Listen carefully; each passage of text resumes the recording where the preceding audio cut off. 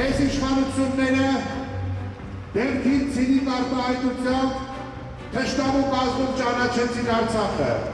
Մենք դեմ ենք այսօրվա այս իշխանությանը, մեր նվազագույն խնդիրը քաղաքացիական պայմանագրի իշխանազրկելն է, որովհետև սրանց օրոք եթե քաղաքում աճել է կրիմինալը, ռեստրիզերը և կոռուպցիան։ Դուք պետք է շատ լավ իմանաք, որ ձայնը տալով քաղաքացիական պայմանագրի ներկայացուցչին դուք քվեարկում եք Փաշազադեի օգտին, Նիկոլ Փաշինյանի օգտին և հայ առաքելական սուրբ եկեղեցու դեմ։ Եկեղեցու ներքին խնդիրները պետք է լուծեն եկեղեցու շրջանակներում։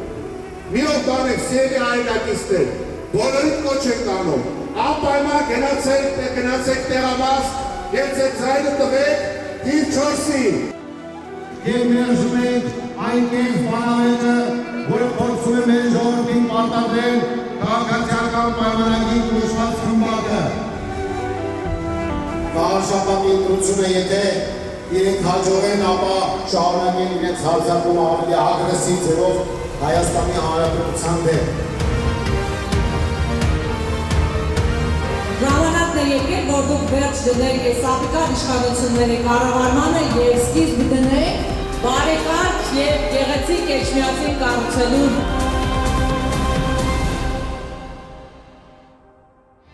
Մայր Հայաստան կուսակցություն,